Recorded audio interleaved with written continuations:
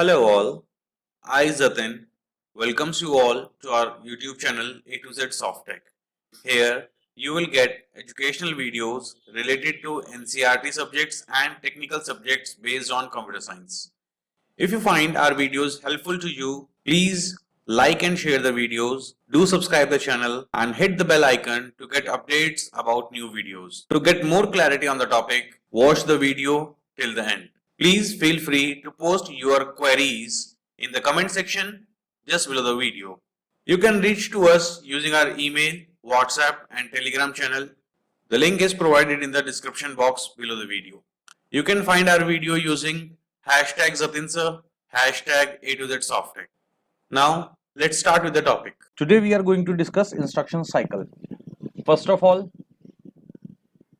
it is a word consists of two different words, instruction and cycle.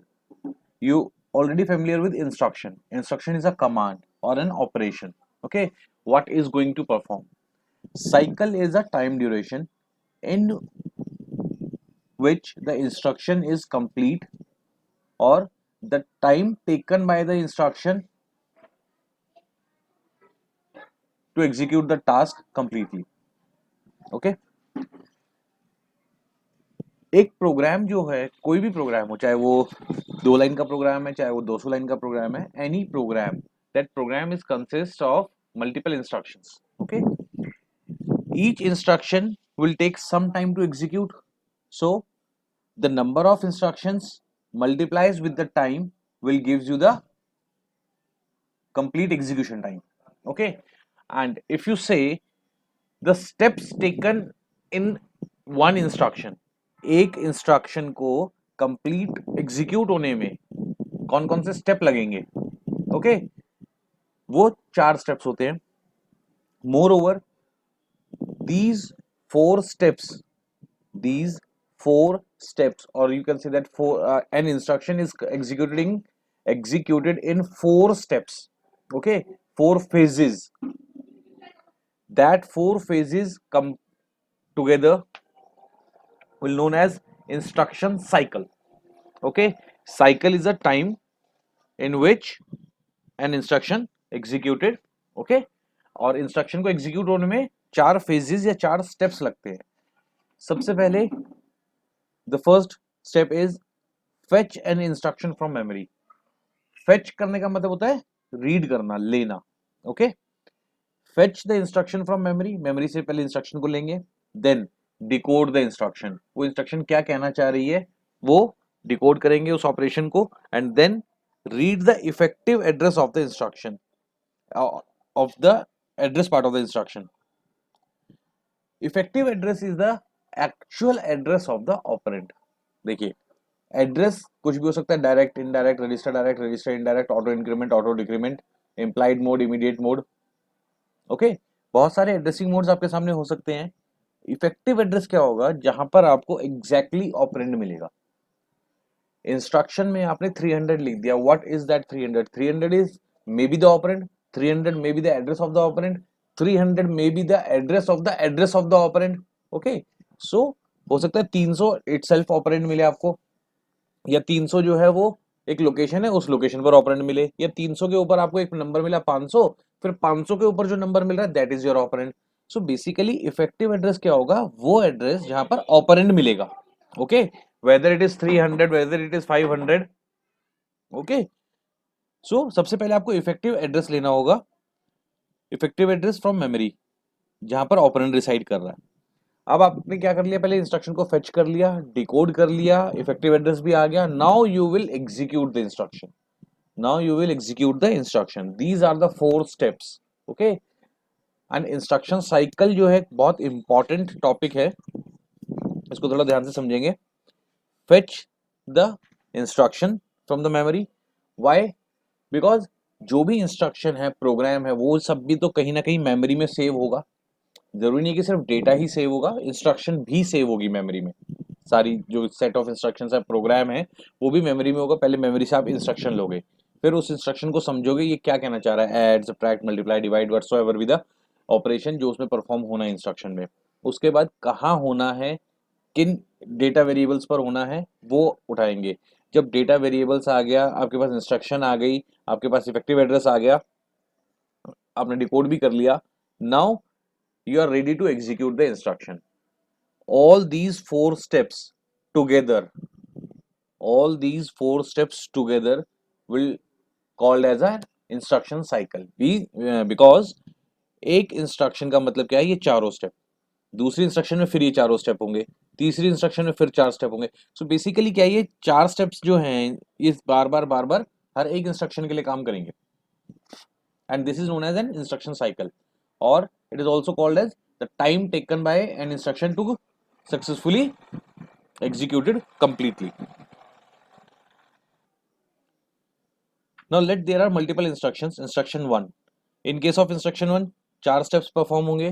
In case of instruction 2 again वो वापस इसी को दोबारा करेगा. इंस्ट्रक्शन 2 के लिए भी उसको भी मेमोरी से उठाएगा, उसको भी डिकोड करेगा, उसको भी इफेक्टिव एड्रेस लेगा और उसको भी एग्जीक्यूट करेगा. सो ये चार स्टेप्स जो है बार बार एग्जीक्यूट होते रहेंगे for every instruction until the last or the stop condition will be there.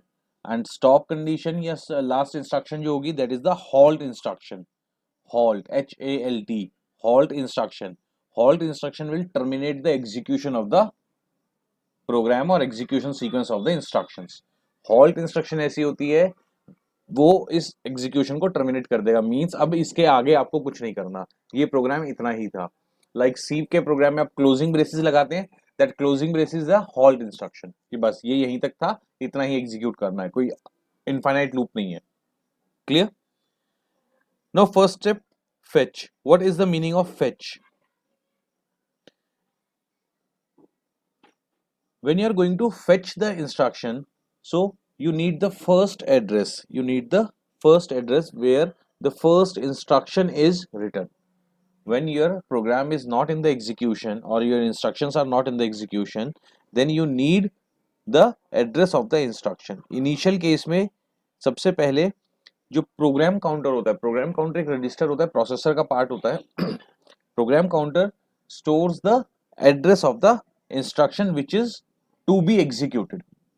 Okay, some places पर आपने पढ़ा होगा program counter stores the address of the next instruction. Okay, but the correct definition is that program counter stores the address of the instruction which is to be executed. जो भी execute होने वाली है instruction उसका address होता है program counter में. अगर आपका प्रोग्राम अभी तक स्टार्ट नहीं हुआ एग्जीक्यूशन में, तो प्रोग्राम काउंटर में सबसे पहले फर्स्ट इंस्ट्रक्शन का एड्रेस होगा. फर्स्ट इंस्ट्रक्शन, बिकॉज सबसे पहले प्रोग्राम फर्स्ट इंस्ट्रक्शन से ही एग्जीक्यूट होना स्टार्ट होगा. तो इनिशियल केस में प्रोग्राम काउंटर में फर्स्ट इंस्ट्रक्शन का एड्रेस होगा. अगर आप फर्स्ट इंस्ट्रक्शन एग्जीक्यूट कर रहे हो तो प्रोग्राम काउंटर में सेकंड इंस्ट्रक्शन का एड्रेस होगा. आप सेकंड पर हो, थर्ड एंड सो ऑन. इसी सेम पैटर्न में प्रोग्राम काउंटर की वैल्यू भी चेंज होती रहेगी और आप नया जो नेक्स्ट इंस्ट्रक्शन आपने लेनी है उसका एड्रेस आप प्रोग्राम काउंटर से उठाते रहोगे. ओके, प्रोग्राम काउंटर जो है वो ऑटो इंक्रीमेंट रहता है. उसको जितना आपने इंस्ट्रक्शन यूज किया, लाइक 2 एड्रेस 3 एड्रेस, तो उसके अकॉर्डिंगली प्रोग्राम काउंटर की वैल्यू ऑटोमेटिकली सेट होती है. ये प्रोग्रामर सेट नहीं करता या ये यूजर सेट नहीं करता. ओके, प्रोसेसर से ही सेट होती है ये. Now one more thing is SC, that is sequence counter. Okay, that is sequence counter. इसको आपने 0 सेट किया. 0 इसलिए सेट किया बिकॉज कितनी बार सीक्वेंस चलना है, कहीं आपको लूप लगाना है, कुछ भी काम आपको आगे करना है, तो आपको नंबर ऑफ स्टेप्स अगर काउंट करना है तो सीक्वेंस काउंटर को आप बाय डिफॉल्ट 0 सेट करोगे, सो दैट कि आपका काउंटर जो है वो 0 से ही स्टार्ट हो. Now let each and every step a T cycle used. Okay, T is a time taken by each step.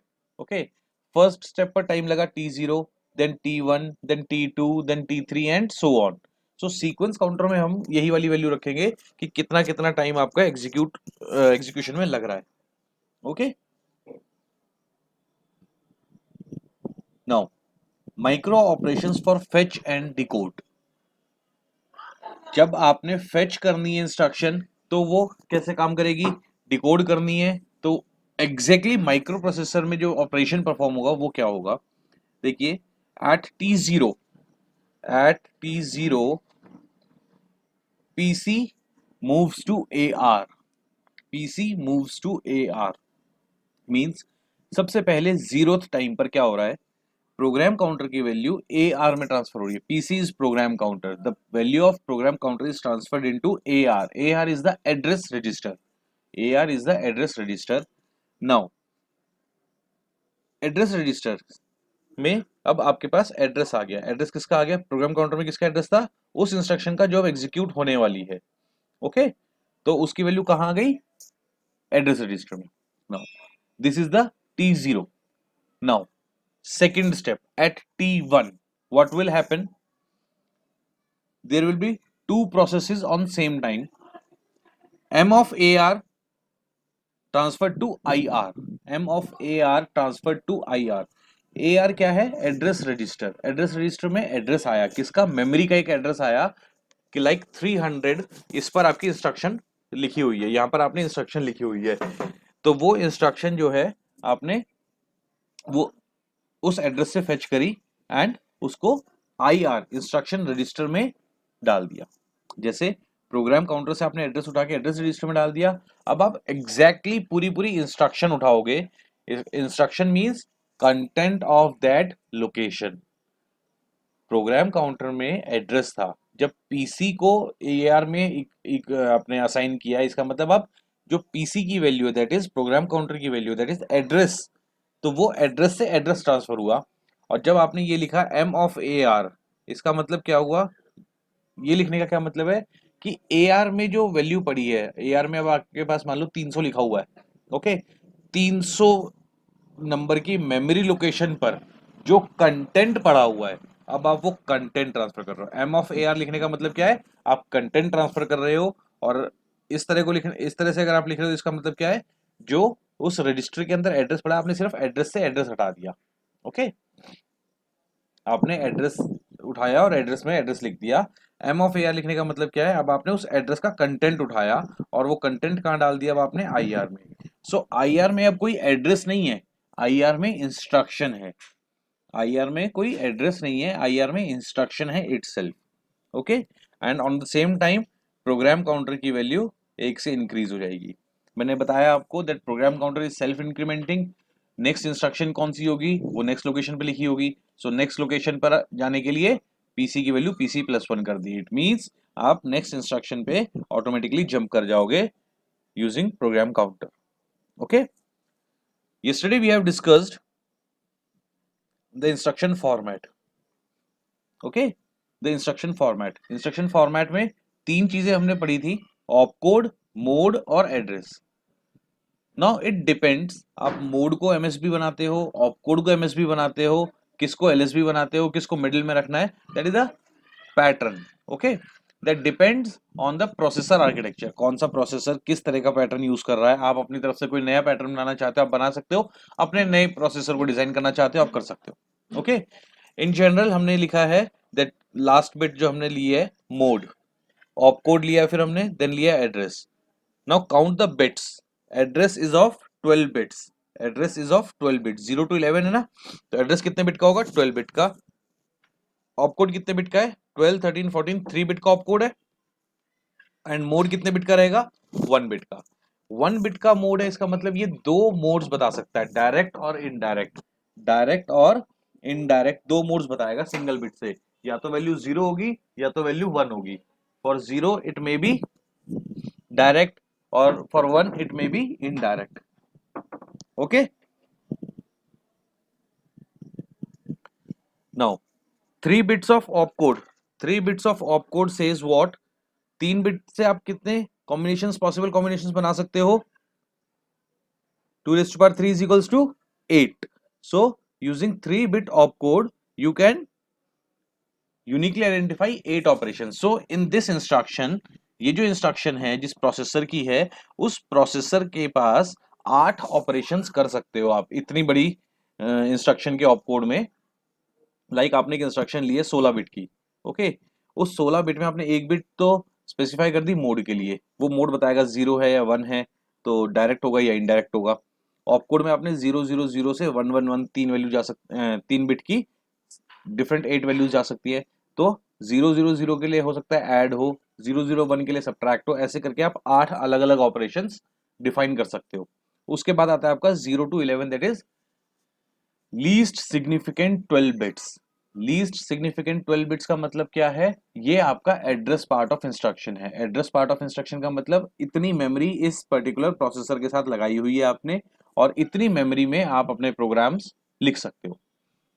Using 12 bits, कितनी बिट की मेमोरी आप इसके साथ लगा सकते हो? यूजिंग 12 बिट्स 4000 बाइट्स, ओके, और you can say that 4 kilobyte.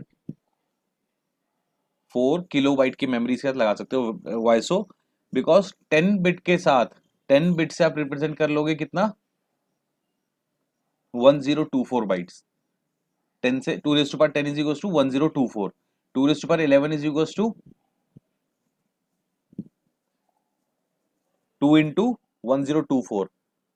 2 raise to power 12 is equals to 2 into 2, 2 raise to power 2 into 2 raise to power 10, 2 raise to power 2 is equals to 4, 4 into 1024, that is 4K, okay, 4K memory. 4K memory आप इसके साथ share कर सकते हो, interface कर सकते हो इस पर्टिकुलर इंस्ट्रक्शन पैटर्न के हिसाब से। जिस प्रोसेसर का इंस्ट्रक्शन इस तरह से होगा 0 से 15 यानी कि 16 बिट का, वो 8 ऑपरेशन करेगा प्रोसेसर और मैक्सिमम 4 किलोबाइट की मेमोरी रखेगा। मैक्सिमम 4 किलोबाइट की मेमोरी उसके साथ आप इंटरफेस कर सकते हो एंड 8 ऑपरेशन आप उसके साथ कर सकते हो। ऑल्सो इन 2 मोड्स ओनली, या तो डायरेक्ट मोड या इनडायरेक्ट मोड। क्लियर हुआ? ये समझ में आया आपको? At time t0, what will happen? The content of program counter will transfer to address register, means only the address of the instruction.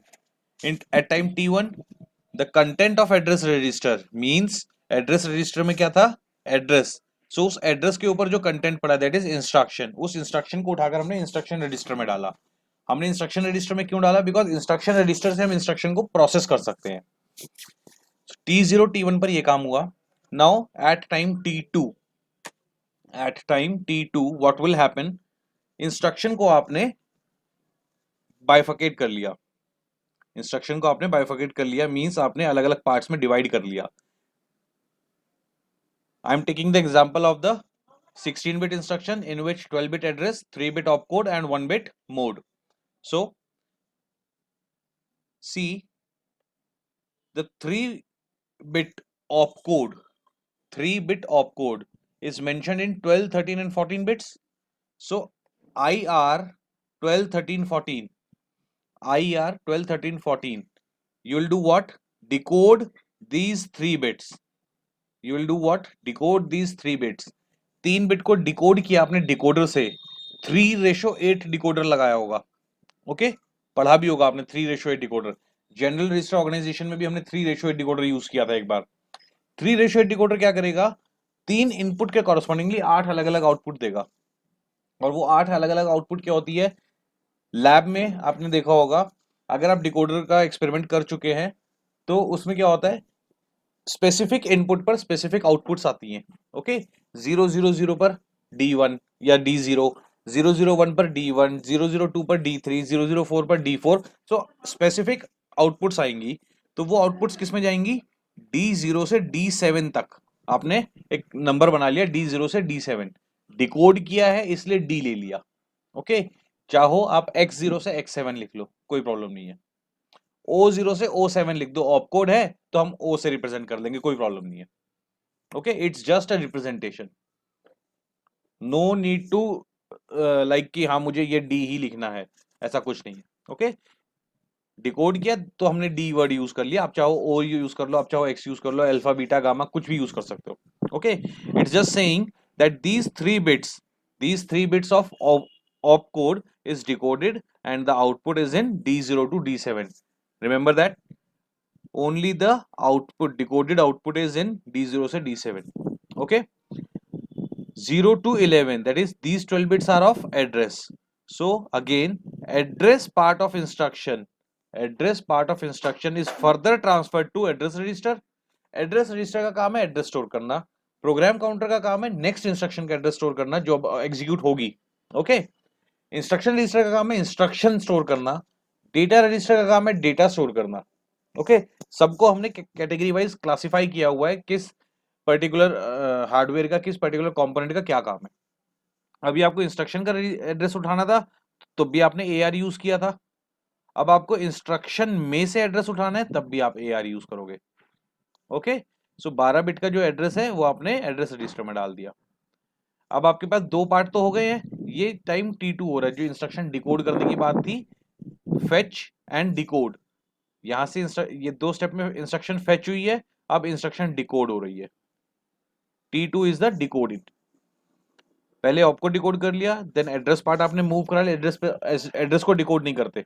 Okay, address को आपने ट्रांसफर कर लिया। Now the last is mode field, 1 bit की है mode field, तो mode field की value आपने कहां डाल दी, एक आई फ्लैग में। Okay, let I is a flip flop और फ्लैग, वो है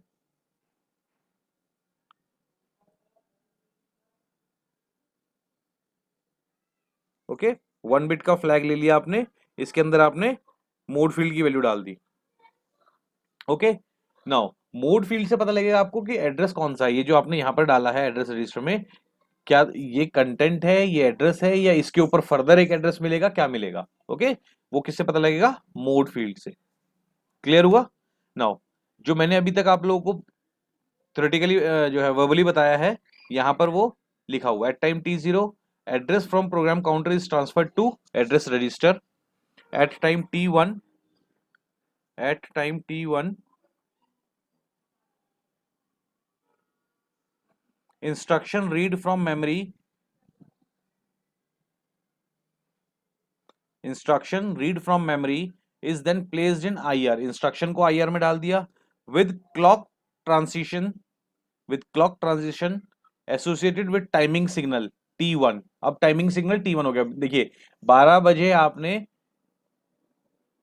प्रोग्राम काउंटर की वैल्यू एड्रेस रजिस्टर में डाली, अब 12 बजकर 1 सेकंड पर आपने AR से IR में डाली, 12 बजकर 2 सेकंड पर आपने ये ऑपरेशन परफॉर्म किया। सो T0 T1 T2 ये सारे के सारे क्या है, सिग्नल, टाइमिंग सिग्नल्स। क्लियर हुआ, आज के लिए यहीं तक। Okay, Well, this is all for today.